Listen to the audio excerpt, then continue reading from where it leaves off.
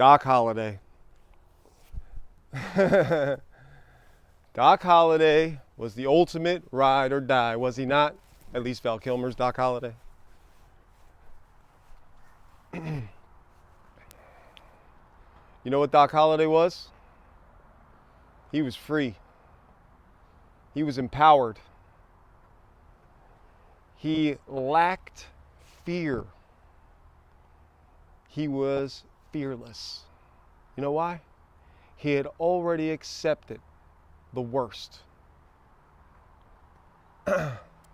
Feel kind of a bit of a kindred spirit when it comes to Doc Holliday. I am a worst case scenario type of person. I don't fear the worst case scenario, but I'm always contemplating the worst case scenario. And I'm using that contemplation to ask myself questions about how am I going to handle a worst case scenario. And I don't know if any of you guys do that same thing, but there are quite a few mental obstacles that you have to overcome when you decide to travel down the path of worst case scenarios. And sometimes you can hit a worst case scenario that scares you to your core, and you bury it inside of your stomach because it's not something that you even want to contemplate. This is very common. It is cognitive dissonance. And it is something that has to be overcome if we're going to be empowered. We have to stop avoiding uncomfortable truths and start having serious conversations about these uncomfortable truths.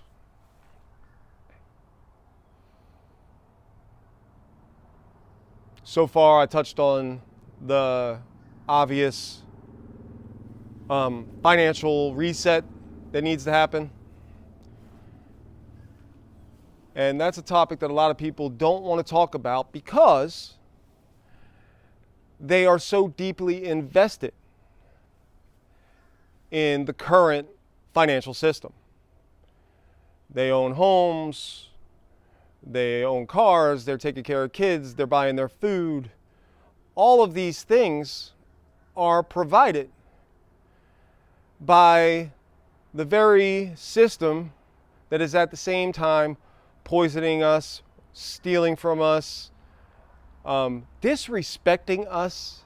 I don't know about you, but I feel like the way that government officials speak to us 95% of the time, maybe there's 5% of them that don't, speak to us like we are children who are incapable of taking care of ourselves, incapable of understanding what they deem higher concepts.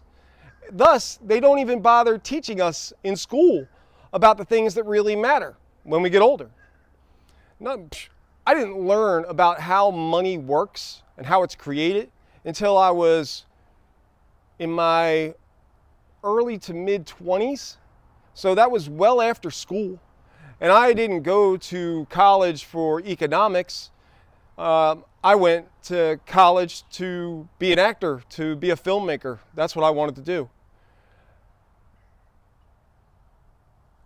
But because I live in a system, a financial system, that is so all-encompassing and pervasive to my existence, I had to educate myself on how money was created and how economics works. So it became a passion. And when you realize that our financial system cannot be fixed, it needs to be abandoned, that's how do you present that to the world? You know, how do you say, oh, our entire financial system needs to be abandoned, let's go do this instead? People are like, what, huh? I got all my money in this thing. I've been busting my ass my whole life just to get to where I'm at.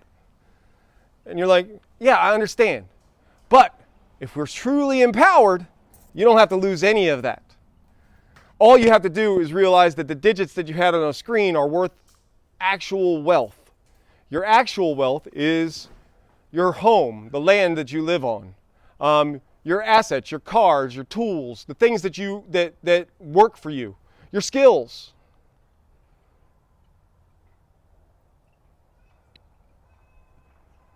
Sorry, I get excited. I get excited because I'm like, if all of us just realized what true wealth is,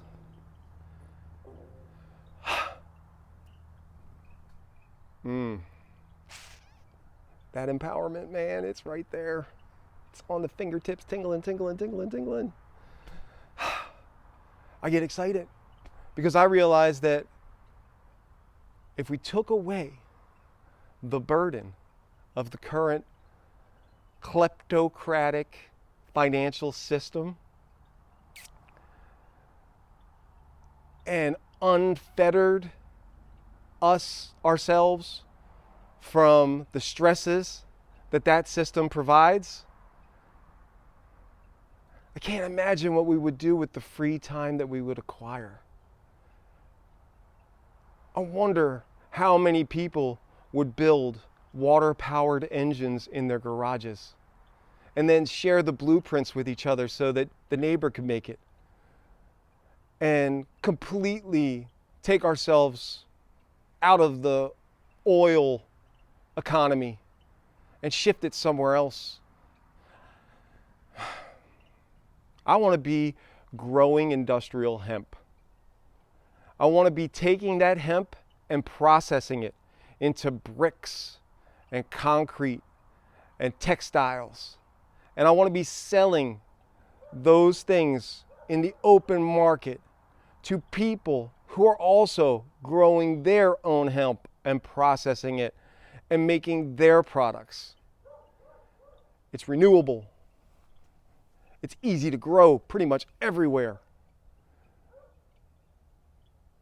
And we would be instantly taking the power back from the controllers of the current financial system. Jonas Minardi, the Mass Empowerment Project. I guess today's episode ended up being about the power of hemp and maybe a few other things. You guys have a great day out there. Visit the massempowermentproject.com, tmeproject.com, or the way I like to say it, the Me Project. And it's not about me. It's about all of you and me believing in ourselves. It's the Me Project, the You Project, the You Project, the You Project, the You Project, the You Project, but all of us are our own me's. TheMeProject.com. Please subscribe, share these videos. I'm throwing it all on the line for the next year and a half, and hopefully some of what I say resonates. Love y'all. Peace.